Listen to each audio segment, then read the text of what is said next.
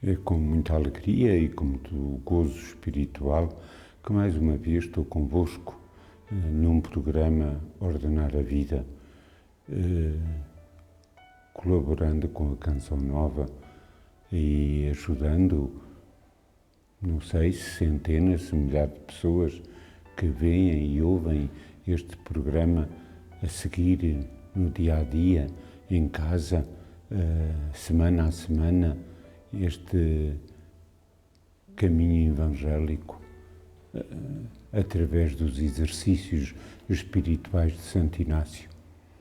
Os exercícios de Santo Inácio são, como ele diz, e nós já dissemos aqui muitas vezes, são um modo de nos ajudar a ordenar a vida. E nestes últimos programas estamos, parece que no centro do campo de batalha. Santa Teresa dizia que dentro de nós é um campo de batalha, é uma luta contínua, a luta entre o mal e o bem, a luta entre a verdade e a mentira, a luta entre a pobreza e a riqueza, esta luta interior. Para ser santo é preciso lutar.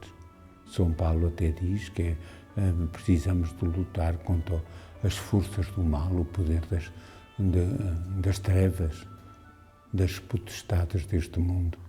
Então somos convidados a viver o Espírito de Jesus Cristo. E eu alegro-me muito como padre jesuíta, que temos como espiritualidade os exercícios de Inácio, a maneira de Inácio colocar por ordem, por método, o espírito do Evangelho, no fundo é isso, a maneira de Jesus ser e viver, para irmos rezando, meditando, aprofundando o mistério da pessoa de Jesus e também, de algum modo, da nossa própria pessoa e do nosso caminho de vida e de santidade.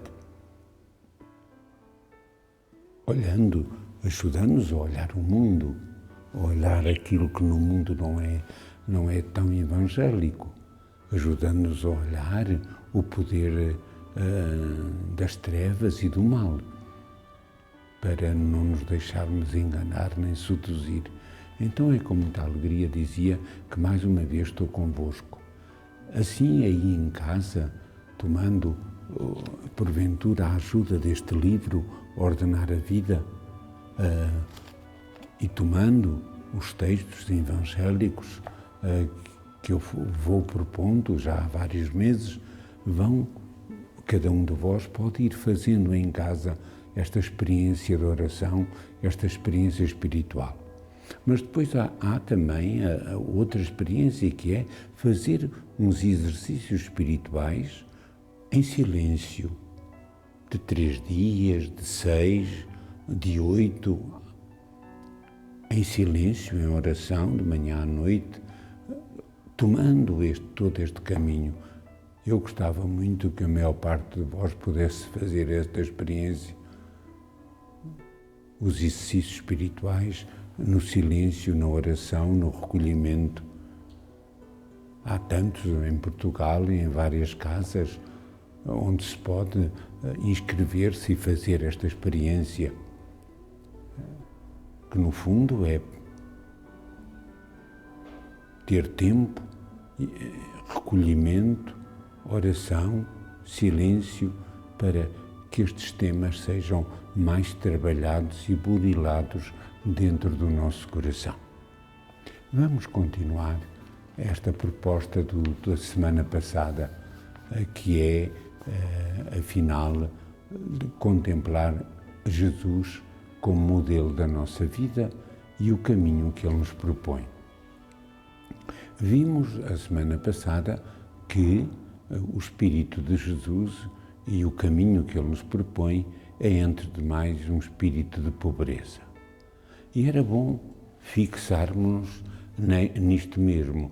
Ele nos propõe aquilo que Ele é. Ele foi um homem pobre. O mistério da encarnação é um mistério de pobreza.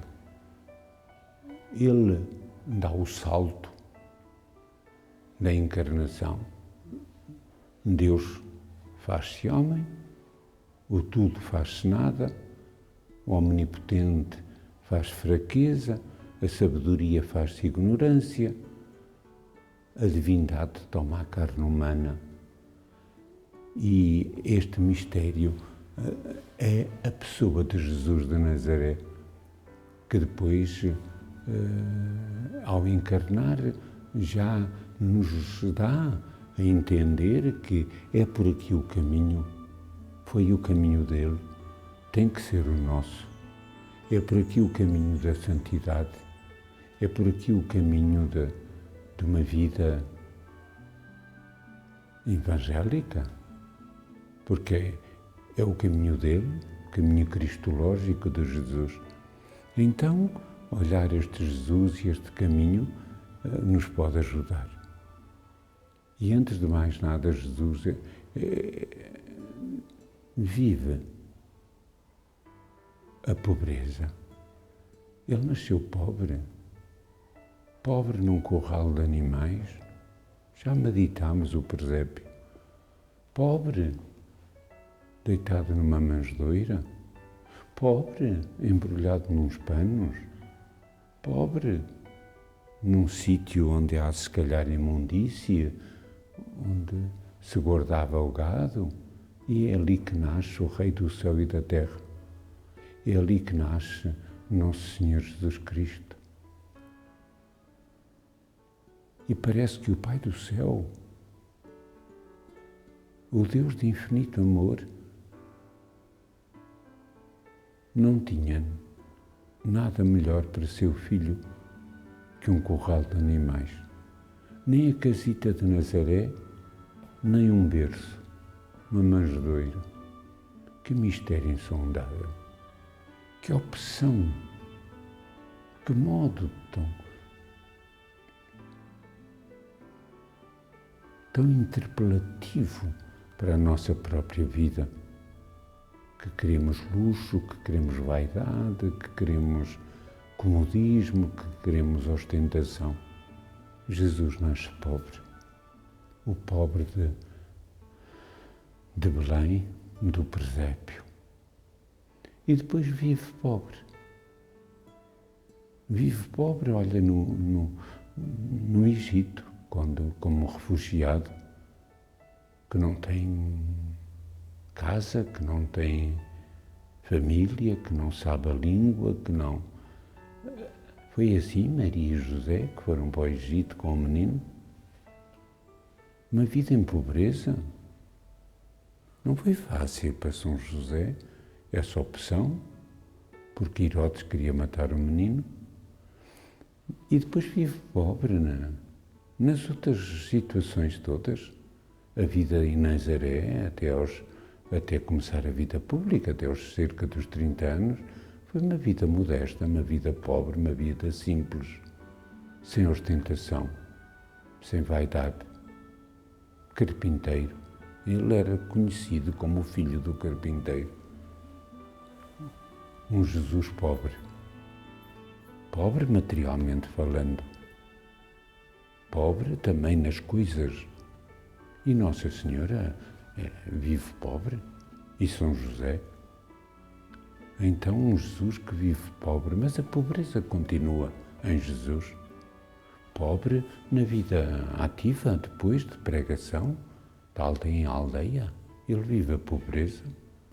Ele próprio diz que o Filho do Homem não tem onde reclinar a cabeça. Às vezes tem fome e até pega numa despiga para comer uns grãos. Mistério insondável.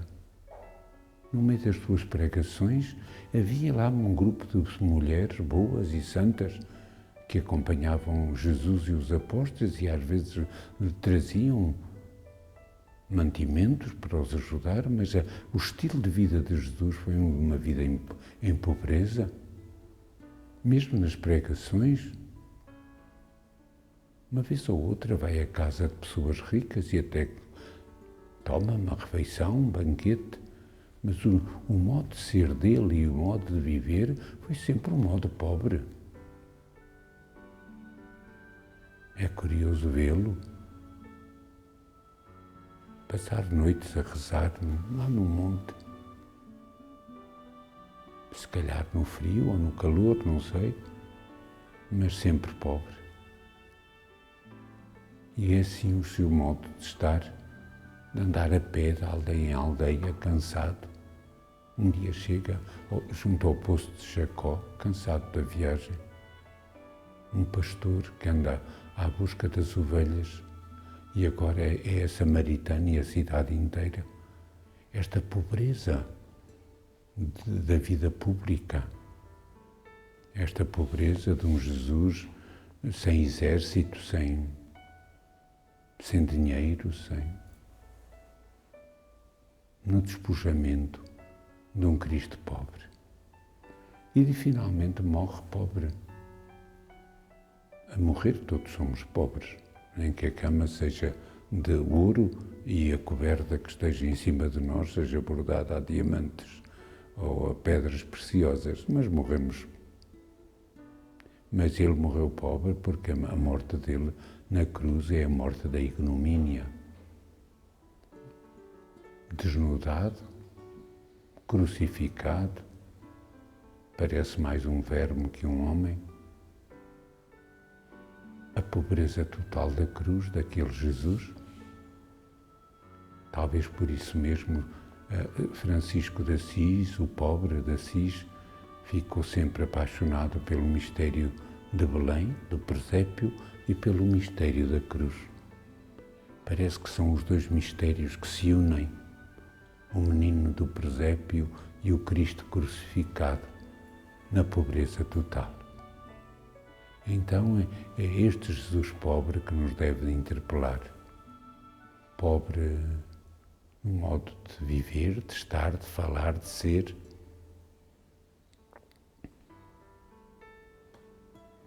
Que Ele nos ajude a caminhar por aqui, neste caminho, a desejar assumir o estilo dele,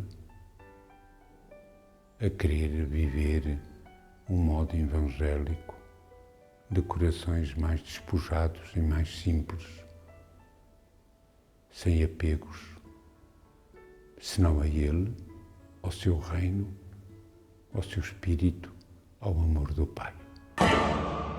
O Jesus pobre é também o Jesus humilde. E no Evangelho ele aparece-nos sempre como um homem humilde, um Deus humilde. Nunca faz milagres para atrair as atenções, nem ser um milagreiro para seduzir.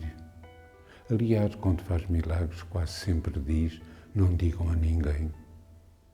Quando o querem aclamar rei, ele foge pelo meio da multidão, não deixa que o aclamem rei. A única vez que é aclamado é no Domingo de Ramos, porque vai entrar em Jerusalém e vai ser a semana da sua morte, da cruz salvadora e redentora. Um Jesus humilde, que ao falar de si nunca fala com ostentação, com vaidade interior, mas propõe que o sigam, mas que o sigam não por ele próprio, mas pelo mistério do amor que ele revela, porque só o amor dele é que converte e é que salva. Jesus humilde, que até se ajoelha no lava-pés, a lavar os pés aos discípulos. Nem um escravo judeu lavava os pés aos seus senhores. E Jesus, nesta atitude, dá-nos o exemplo máximo, um Deus de joelhos a lavar os pés aos homens. E nós somos tão vaidosos, tão orgulhosos, tão autossuficientes, que nos custa a entrar esta atitude de pobreza e de humildade. Ele próprio diz que os últimos são os primeiros e quem quiser ser grande, sirva aos outros. No lava-pés ele vai nos dizer: chamai-me mestre e senhor, e dizeis bem, visto que o sou. Ora, se eu sou senhor e mestre e vos lavei os pés, também vós deveis fazer isso uns aos outros. Está lá, também deveis. Como eu fiz, fazer também ao meu jeito, ao meu modo, de humildade, de despojamento, até à cruz, feito verme da terra, o cordeiro que se imola por amor. Então está aqui o caminho de Jesus, que nós temos que ir assumindo devagarinho, nesta situação, naquela, na vida da família, na vida do trabalho, como nos custa a humildade e, sobretudo, quanto nos custa, às vezes, as humilhações, o não ser compreendido, o ser desprezado, porventura o ser até injuriado ou caluniado, mas foi o caminho de Jesus. Alguma vez o chamam bêbado e glutão porque ele come em casa de pecadores? Alguma vez dizem que ele está possesso do demónio? E que mesmo na cruz o ofendem, o injuriam, lhe dizem blasfêmias? Então o Jesus que nos propõe uma humildade que ele próprio viveu. E viveu até às últimas consequências, até ao dom de si mesmo. Então é este caminho que ele nos propõe. Mas nós não gostamos dele. O nosso eu quer vaidade. O nosso eu quer orgulho. O nosso eu gosta do elogio. O nosso eu quer o que dá nas vistas e quer triunfalismo. E custa-nos tanto ser pequeninos e humildes e viver escondidos. Mas Jesus vive esta humildade. E é a proposta que Ele coloca diante de nós. Queres ser santo? É o caminho. Queres viver mais na intimidade com Jesus? É o caminho. É aprender com Ele esta arte de ser humilde. Não te deixes enganar pelo aquilo que luz, mas não é loiro. É só a vaidade do mundo, triunfalismo, soberba. Não te deixes enganar. Depois Jesus propõe-nos uma terceira dimensão, como já vimos, o serviço. Ele próprio diz: eu vim para servir e não para ser servido. Ele não tinha criados para servir. Ele não tinha um modo e um estilo de vida ostensivo, vaidoso. Ele é um pobre Jesus de Nazaré, o servo de Yahvé. É ir lá ao Isaías ler o texto do servo de Yahvé. E o servo dos homens se veio para servir e não para ser servido. E quer incutir-nos isto, e diz aos apóstolos isto mesmo. E aos apóstolos chega até nós esse apelo de serviço humilde. Há quem sirva para dar-nos vistas, há quem sirva à busca do agradecimento, há quem sirva para ganhar dinheiro, há quem sirva para ser elogiado. Não é esse o caminho. Um serviço humilde, num despojamento de coração, não querer outra coisa, pedir muito esta graça a Jesus, pobre, humilde e servo, que Ele passe para nós estas três dimensões, que Ele nos faça viver o espírito evangélico, que nestas três palavras, pobreza, não só palavras, atitudes, vida, coração, pobreza, humildade e serviço.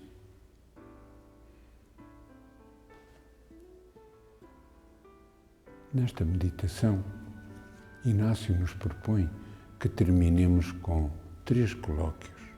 Primeiro, a Nossa Senhora, a pedir-lhe que nos ponha no coração o Espírito de Jesus que nos ponha sob a bandeira de Jesus, que nos faça e ajude a viver pobres, humildes e servos. E no fim deste colóquio, desta conversa, mais ou menos longa com Nossa Senhora, terminar com uma Ave Maria. Depois diz, com Maria, vamos a Jesus e fazemos um segundo colóquio, uma segunda conversa, um segundo diálogo. E com Jesus pedimos o mesmo, a pobreza, a humildade e o serviço. E depois de pedir, dialogando com Jesus, rezar a oração, alma de Cristo santificai-me, corpo de Cristo salvai-me, até ao fim. E depois parece que acompanhados, por um lado, por Nossa Senhora, por outro lado, com Jesus, irmos ao Pai Eterno e pedir novamente as três dimensões de vida, de amor, de coração, a pobreza, a humildade e o serviço. E conversar com o Pai, o Abba, Paizinho, e pedir ao Pai essa graça, assim como Jesus viveu deste modo, dá-me, Pai, a graça de o imitar e de viver ao jeito dele. E no fim desse diálogo, mais ou menos longo, com o Pai, rezar um Pai Nosso. 3 colóquios a 3 pessoas a pedir 3 coisas: pobreza, humildade e serviço. Muitas vezes me tenho perguntado por que começar por Nossa Senhora? Porque ela é caminho para Jesus, é caminho para a Trindade. E porque ela foi a pobre. Nossa Senhora viveu pobre. Nunca foi a Dona Maria, nem nunca teve criadas para servir. Foi a mulher pobre e simples, com um coração pobre, humilde, como ela diz. Deus olhou para a humildade da sua serva. Nós rezamos todos os dias um Magnificat e todos os dias ouvimos estas palavras. Deus olhou para a humildade da sua serva. Minha alma exulta de alegria. Deus fez maravilhas no coração daquela que é a serva de Deus, humilde e pobre. Então, rezar a Nossa Senhora primeiro é começar por pedir à Mãe que me ajude a ser como ela. É pedir à Mãe que me dê o critério de Jesus, o jeito de Jesus, o modo de ser de Jesus, as virtudes de uma pobreza, de uma humildade, de um estilo de vida. Então, começar com Nossa Senhora e terminar com a Ave Maria. E começar por ela porque ela foi pobre, foi humilde, foi serva. E é isto que devíamos pedir em cada terço, em cada Ave Maria. E em cada vez que nos consagramos a Nossa Senhora, pedir esta graça. Oh Mãe, dá-me a graça de imitar teu Filho e de ser pobre, humilde e servo como Ele. Oh Mãe, ajuda-me. Tu foste pobre, tu foste humilde, tu foste serva. Dá-me esta graça. É a graça das graças, porque é ser como ela, para imitar Jesus, pobre, humilde e servo. Então, estes 3 colóquios,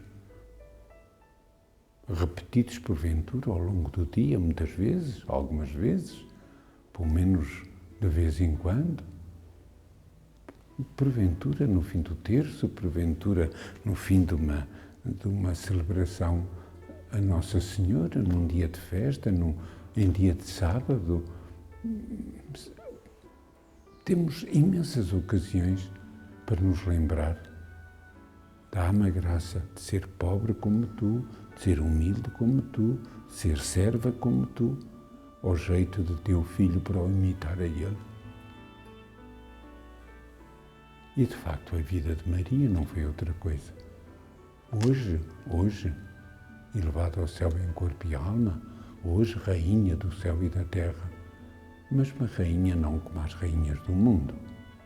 Rainha pobre, rainha humilde, rainha serva, porque Nossa Senhora não faz hoje de outro modo, não vive de outro modo. e ela é modelo para a nossa vida. Então, que a Senhora nos dê esta graça.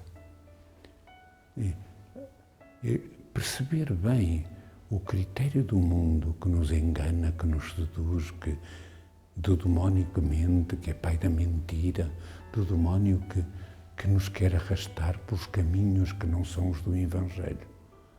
Desde a vingançazinha, do rancor, de não falar a uma pessoa, de ter violência no coração, até nas palavras podem ser violentas e tirar a paz às pessoas, até ao critério de Jesus,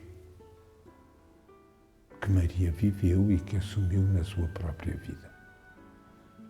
Vamos pedir à Santíssima Trindade, e eu vou-vos dar uma bênção em nome desta Trindade, que nos ajuda a viver assim. Que a bênção de Deus Todo-Poderoso, Pai, Filho, Espírito Santo, desça sobre vós e convosco permaneça para sempre. Uma boa semana, rezando estas maravilhas, pedindo muito a Nossa Senhora. Vamos ter daqui a pouco a novena da Imaculada. Vamos ter a proximidade do Advento e do Natal. Mistério da pobreza e da humildade de um Deus que nasce. São ocasiões maravilhosas para confrontarmos as duas bandeiras, os dois critérios, as duas opções e nos dispormos a imitar Jesus e a viver ao jeito dele. Até para a semana, se Deus quiser.